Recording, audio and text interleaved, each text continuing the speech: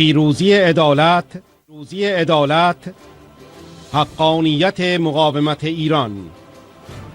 تقدیر از هانری لوکلرک، برجسته ترین وکیل فرانسه. اوورسورواز 17 آبان 1393. Et le combat que vous menez, le combat de la résistance, est un combat nécessaire pour les droits de l'homme. Donc la résistance à l'oppression est un droit défini, essentiel, fondamental. Ce droit, vous l'avez utilisé. Il faut résister à la barbarie, partout. Et il faut résister d'abord dans son pays. Madame la Présidente, votre combat n'est pas fini. Votre combat finira le jour où votre grand peuple sera libre. J'espère le voir.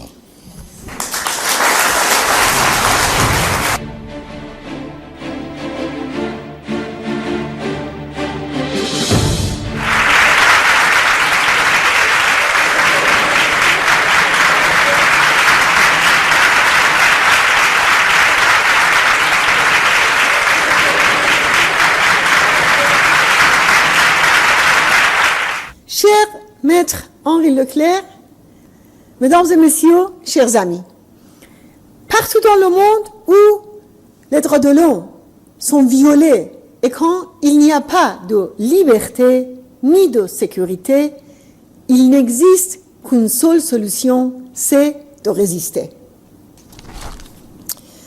Chaque enfant tué, chaque personne torturée dans le monde, cela nous concerne. Quand d'autres se font torturer et donnent leur vie, nous ne pouvons pas rester sans rien faire dans notre liberté et notre richesse. Le combat de la résistance iranienne, le combat des droits de l'homme, c'est notre combat à tous. Cela concerne toutes les nations. Quand la conscience parle et oblige à l'action, aucune force ne doit pouvoir l'arrêter. Ces mots ont été prononcés en juillet 1984 devant un tribunal à Quérité pour défendre des militants de la résistance iranienne, et celui qui a prononcé ces paroles se trouve aujourd'hui parmi nous. Oui, Maître Henri Leclerc.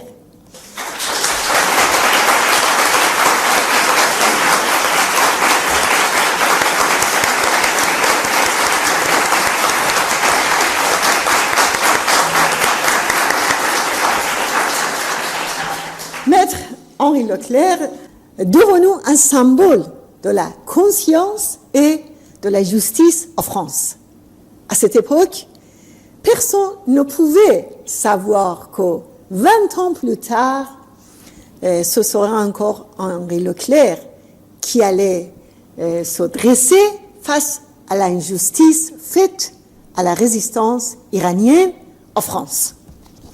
Dans l'affaire du 17 juin 2003, Henri Leclerc, riche de toute son expérience, avec la passion de la liberté et la force de la conscience, est venu à notre aide.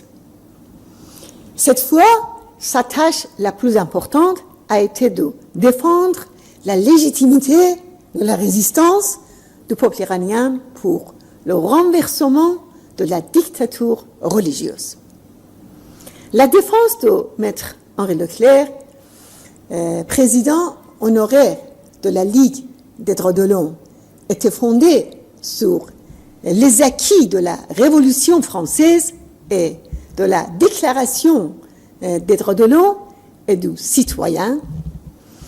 Il a convaincu et par conséquent, les juges ont souligné ces droits fondamentaux dans le non-lieu. Ils ont dit qu'une résistance devant un régime qui terrorise son peuple n'est pas du terrorisme, c'est une résistance légitime à la tyrannie. Nous sommes aujourd'hui réunis pour rendre hommage à la justice. Ce mot a beaucoup de valeur pour nous. C'est un mot pour lequel des combats héroïques ont marqué l'histoire des peuples. Sans justice, aucun peuple ne peut vivre heureux. La justice française s'est enfin blanchie. Après des années très longues et difficiles, alors que la maladresse et le manque de principes de certains hommes politiques l'avaient manipulé, l'entraînant dans un complot contre la résistance iranienne avec la complicité des services secrets des mollahs, ces mollahs qui torturent et exécutent nos frères et sœurs dans les prisons en Iran. Il y a eu des moments où nous avons pu, à raison, désespérer de l'appareil judiciaire en voyant un juge se laisser utiliser par le pouvoir et sacrifier les valeurs essentielles sur l'autel des intérêts économiques. Mais nous avons refusé de désespérer et nous avons décidé de nous battre. Le potentiel de la résistance a été détourné pendant plus de 10 ans. Il a fallu beaucoup de sacrifices et supporter beaucoup de calomnies, y compris dans la presse. Aujourd'hui, nous avons gagné parce que nous sommes une résistance juste et légitime pour la liberté, mais aussi parce que de vrais défenseurs de la justice étaient à nos côtés. Comme Massoud, le dirigeant de la résistance, a dit « Partout où il y a un grain de justice et de loi, le peuple iranien et sa résistance peuvent gagner. » Pendant que nous attaquions à coups de mensonges pour nous voler notre capitale, le plus important, c'est-à-dire notre force morale, vous qui incarnez la force morale de la France et vous êtes dressés face à des politiciens, face à certains juges et fonctionnaires qui l'avaient piétiné. En faisant le choix de défendre la résistance iranienne, vous êtes entrés dans l'histoire de notre peuple, un peuple fier et assoiffé de justice. Car c'est la justice et la liberté qui ont été volées aux Iraniens par la dictature religieuse. Nous avons gagné une bataille. Cependant, le combat pour la justice doit continuer jusqu'à son instauration en Iran. Le peuple iranien a payé le prix de cette injustice par beaucoup de souffrances et des milliers d'exécutions. Ce dossier a enchaîné la résistance pendant 14 ans. Ashraf et Liberty ont été attaqués et soumis à un blocus, surtout un blocus médical inhumain. Et la dernière victime de ce blocus médical s'appelle Farideh Vanahi. Elle avait un cancer, elle a été privée de soins et souffrait terriblement. Grâce aux efforts de la résistance, elle a pu être transférée en Albanie au dernier moment, mais il était trop tard. Elle est décédée le 5 novembre. اینجا باید بگم که خواهر عزیزم فریده که همین چند روز پیش به شهادت رسید از زنان قهرمان، شجاع، مسئول و از فرماندهان ارتش آزادی بخش بود که سالیان در محاصره ظالمانه و شقاوتباره اشرف و لیبرتی در حالی که به شدت بیمار بود اما با روحیه مقاوم این دوران رو پشت سر گذاشت تا اینکه موفق شدیم اون به آلبانی منتقل بشه. اما متاسفانه انقدر بیماری پیشرفته بود که حتی مداواهای اونجا به نتیجه نرسید و نهایتاً اون از میان ما پر کشید.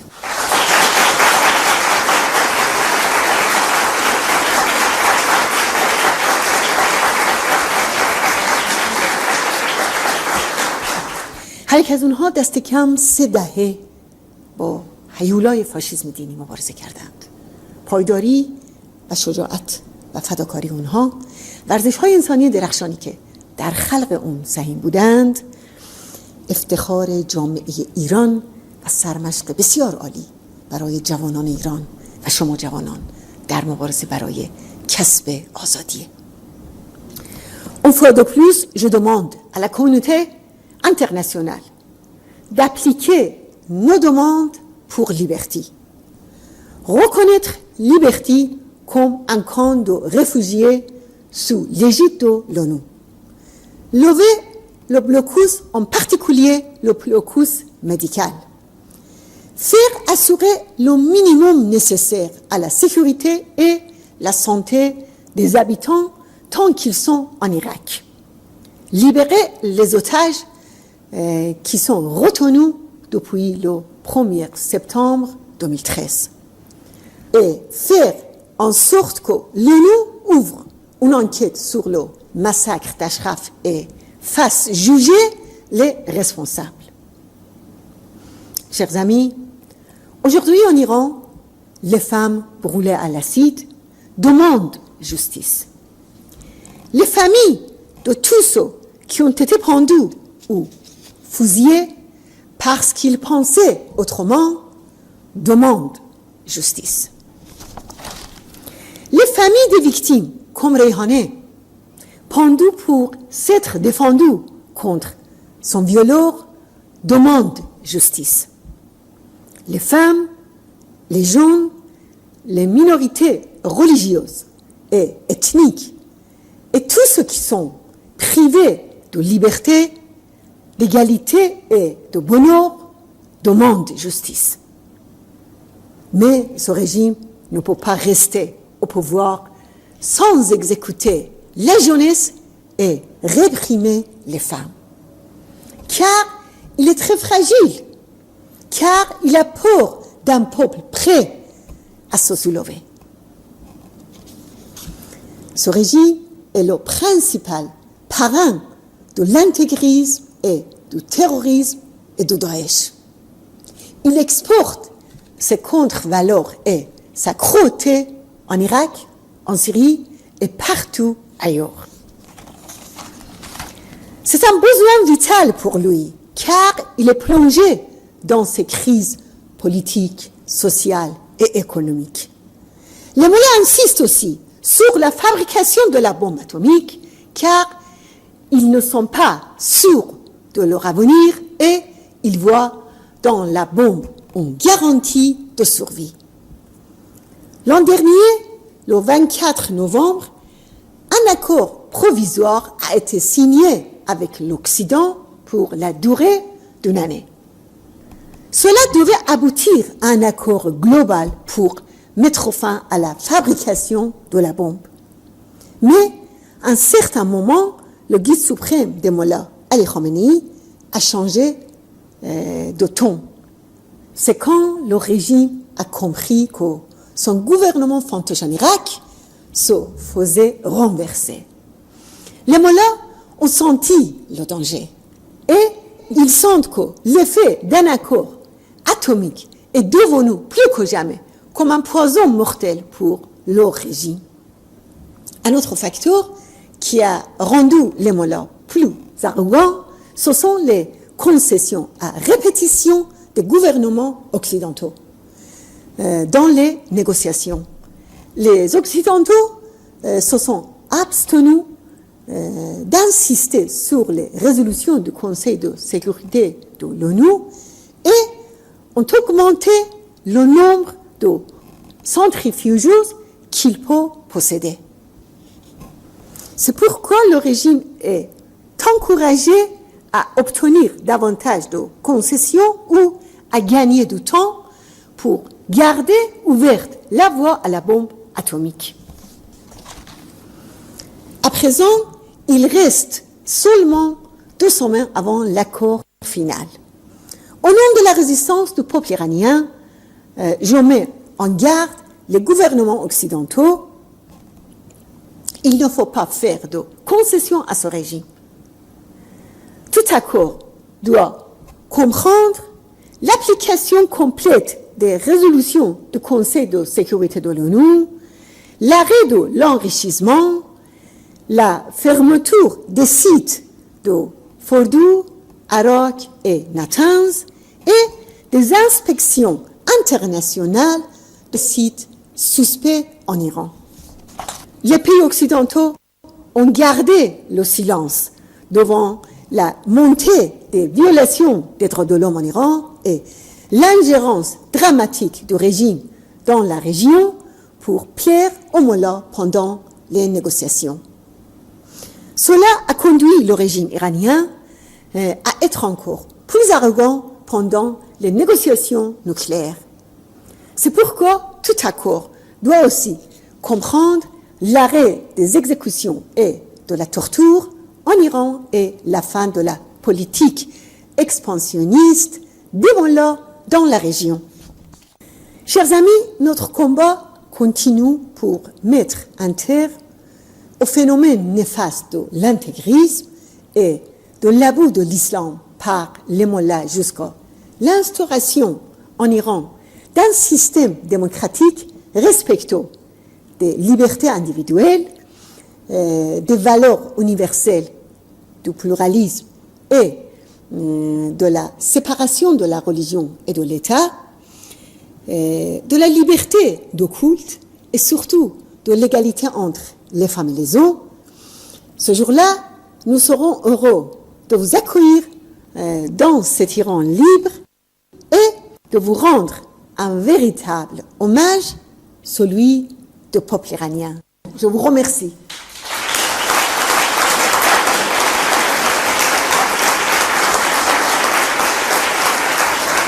Merci.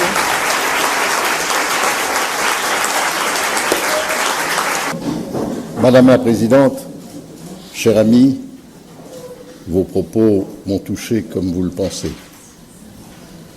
Cela fait, c'est vrai, maintenant 11 ans que nous avons mis à nous battre pour obtenir que la justice française rende enfin une décision de justice dans votre affaire.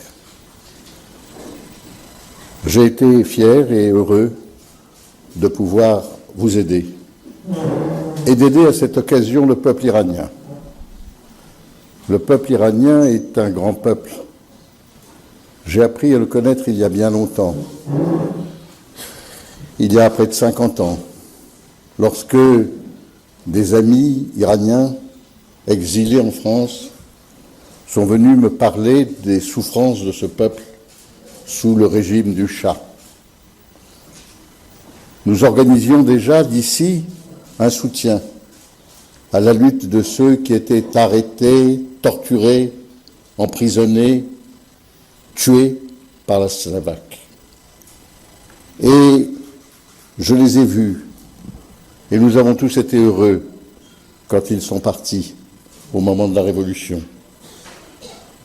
Je me souviens en avoir accompagné certains à l'aéroport. Ils partaient heureux vers Téhéran. Ils sont tous morts aujourd'hui. Tous morts. Après avoir participé un instant dans l'enthousiasme à ce qu'ils pensaient être l'évolution vers une société plus juste et meilleure pour le grand peuple iranien. Et puis il y a eu cette journée du mois de juin 2003. Je me souviens vous avoir rencontré dans les locaux de la police. Et à ce moment-là, nous avons compris qu'il se passait quelque chose d'anormal. Lorsque, ce samedi après-midi, dans les locaux de la galerie Saint-Éloi, cette espèce de bunker où siègent les juges antiterroristes, nous avons enfin eu accès au dossier, nous nous sommes aperçus avec Les avocats qui étaient avec moi, ils étaient un certain nombre, il y avait beaucoup de jeunes qui étaient arrivés là, qui avaient été commis d'office. Et nous étions tous d'accord sur le fait que ce dossier était complètement vide, qu'il n'y avait rien. Et nous comprenions très bien qu'à ce moment-là, le juge Bruguière exécutait une mission politique. Nous avons appris d'ailleurs beaucoup d'autres détails, mais nous savions à ce moment-là que la France passait des accords économiques avec l'Iran. C'était le jour de la fête de la musique. Nous entendions par les fenêtres la joie dans les rues.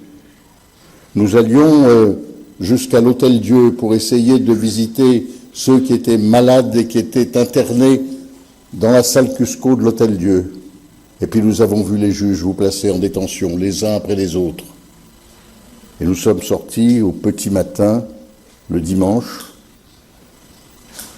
très désespérés de notre justice. Heureusement, peu de temps après, la chambre d'accusation vous a mis en liberté. C'était déjà un grand pas. Et après, il ne se passait plus rien. Oh, certes, vous avez été interrogé une fois en ce qui vous concerne, et on vous a essentiellement interrogé sur ce que vous aviez fait contre le chat, qui était sans doute les prémices d'un mauvais comportement. Et plus rien, sauf qu'on continuait. Et nous avons eu ces années, ces longues années, pour finir par obtenir ce qui a été justement reconnu par le juge Trévidic, que je salue, pour avoir dit quelque chose, c'est qu'un acte de résistance n'était pas un acte de terrorisme. Il l'a dit dans une ordonnance écrite. Et ça, c'est important. Donc voilà que cette affaire n'est pas terminée. D'ailleurs, cette affaire ne sera terminée que le jour où l'Iran sera libre, c'est évident. La question qui est posée, la question que nous avons posée, la question qu'il faut poser, c'est que se perpétuent partout à travers le monde ces actes de barbarie qui révoltent la conscience de l'humanité, disait le préambule de la Déclaration universelle des droits de l'homme. Ces actes de barbarie contre lesquels il faut lutter et qui nous imposent un régime universel capable d'imposer le droit de l'homme, les droits de l'homme, un régime de droit permettant aux hommes, comme le dit aussi le préambule de la Déclaration universelle, de parler et de croire, de résister à la tyrannie et à la misère. Oui, ce combat-là est un combat que nous devons tous mener, tous ensemble. Et le combat que vous menez, le combat de la résistance, est un combat nécessaire pour les droits de l'homme. Il ne faut pas oublier que lorsque, en 1789, la France, dans l'acte qui est sans doute celui qui fait sa grandeur dans le monde, a rédigé la Déclaration universelle, la déclaration des droits de l'homme et du citoyen. Elle a défini, pour dire que les malheurs publics ne pouvaient provenir que du non-respect des droits de l'homme, elle a défini les 4 droits naturels et imprescriptibles de l'homme, qui sont la liberté, la sûreté, la propriété, mais le 4e que tout le monde oublie toujours, 4e droit naturel et imprescriptible, c'est, définissent les constituants de 1789, la résistance à l'oppression. Donc la résistance à l'oppression est un droit défini, essentiel, fondamental. Ce droit, vous l'avez utilisé. Il faut résister à la barbarie, partout. Et il faut résister d'abord dans son pays. Il faut savoir le faire. Ceux que l'on fusille, ceux que l'on emprisonne, ceux que l'on torture, participent à cette résistance. Il faut que les autres soient solidaires. Et il faut que la résistance continue. Il faut que partout nous luttions. Et nous l'avons fait ici, à notre place, à vos côtés, pour assurer votre défense.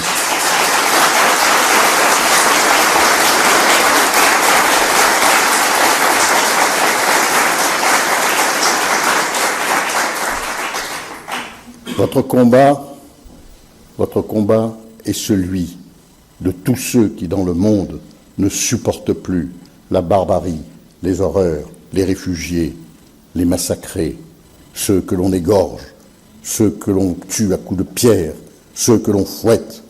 Nous ne pouvons plus accepter. Oh, certes, cela va continuer encore, mais qu'au moins nous continuions les uns et les autres, là où nous sommes, dans ce qui est notre place dans la société, nous continuions effectivement à résister à la barbarie. Madame la Présidente, votre combat n'est pas fini. Votre combat finira le jour où votre grand peuple sera libre. J'espère le voir.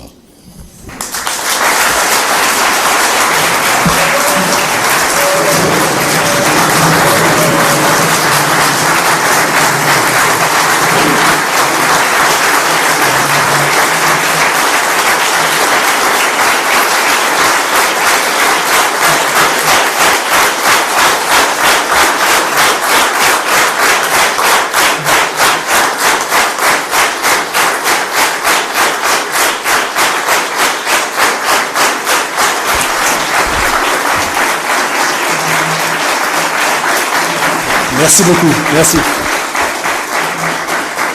Madame la Présidente, chers amis de la grande famille de la résistance iranienne, et vous tous qui êtes présents ici aujourd'hui, 17 juin 2003, 8 novembre 2014, 11 ans se sont passés avant cette victoire de la justice, mais cette victoire qui a un goût un peu amer en même temps. Car 11 ans pour arriver à un résultat que beaucoup d'entre nous pressentions dès le premier jour. Maître Henri Leclerc l'a dit en tant qu'avocat.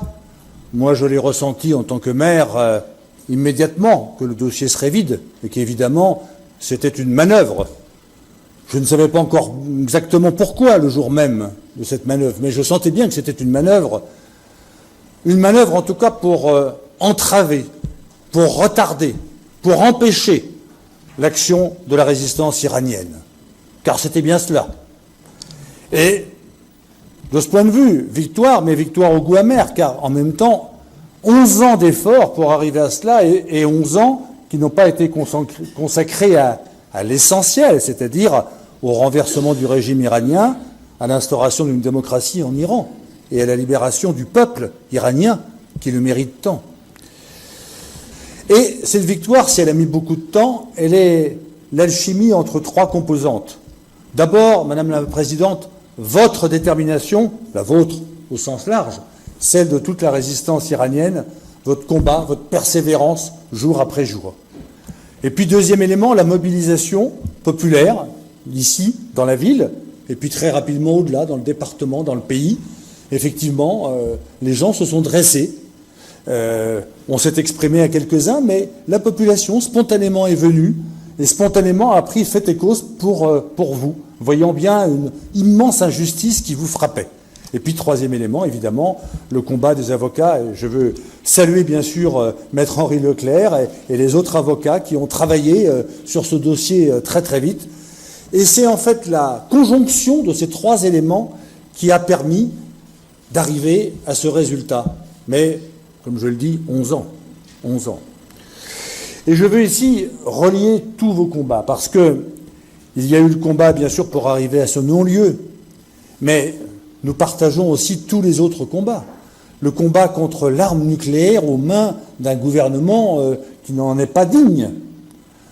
Le combat pour les valeurs de la démocratie, de la liberté, des droits de l'homme. Et tout cela, nous le partageons. Moi, comme maire, comme élu de la République, je ne me pose même pas la question. Quand les droits fondamentaux de l'homme sont en cause, quand la démocratie est en cause, eh bien je crois que c'est le devoir de tout démocrate, de tout républicain, de le dire, de s'élever, de s'indigner. Oui, ça me paraît tellement normal. Certains m'ont dit, mais vous avez répondu spontanément, etc. Oui, je crois qu'il y a des fondamentaux dans la République sur lesquels on n'a pas à s'interroger longuement pour s'exprimer. Et moi, ça a été mon cas. Je l'ai fait, comme je l'ai dit, avec mon cœur et avec les valeurs que je porte et que, je crois, nous sommes heureusement très nombreux à porter dans ce pays, même s'il faut les réaffirmer souvent, car les occasions, les causes sont très nombreuses. Alors, je veux dire que 11 ans après, même si on a entravé votre action, votre combat est encore plus d'actualité. Et on le voit bien avec le développement des forces de l'intégrisme ou de l'islamisme qui se développent masquées derrière la religion, mais ça n'a rien à voir avec la religion. Moi, je fais complètement la distinction entre les deux, naturellement. Quand on voit ce qui s'appelle l'État islamique, on peut l'appeler Daesh aussi, il n'y a rien de religieux derrière tout cela. Absolument rien.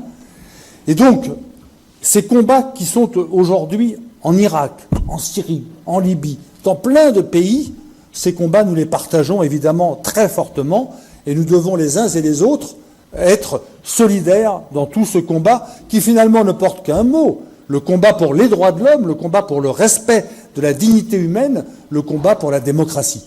Et ces valeurs que porte la résistance, votre résistance, car effectivement, j'ai apprécié les mots, moi aussi, du juge Trévidic, qui dit qu'effectivement, un acte de résistance n'est pas un acte terroriste, naturellement. Sinon, d'ailleurs, les FFI, les FTP, d'ailleurs, on les accusait aussi à l'époque d'être des terroristes. Daniel Mitterrand avait raison de le rappeler dans son intervention, et bien d'autres auraient pu le dire également. Vous avez eu ici de grands résistants qui sont venus vous voir depuis tant d'années à Auvers-sur-Oise et qui ont rappelé cela. Certains sont décédés depuis, mais ils ont porté très haut les valeurs des droits de l'homme en résistant, chacun à leur niveau, chacun dans leur pays, pour ces valeurs-là. Et je suis heureux aussi aujourd'hui de voir beaucoup de jeunes ici qui relaient ce combat, car dans tous les combats, la jeunesse est l'avenir de ces combats. Et donc je veux vraiment les saluer et les encourager à porter haut le drapeau des valeurs de la démocratie, de la liberté, des droits de l'homme. Bon combat à nous tous, vive la résistance iranienne et vive le peuple iranien, dont j'espère très vite qu'il sera libéré. Merci beaucoup.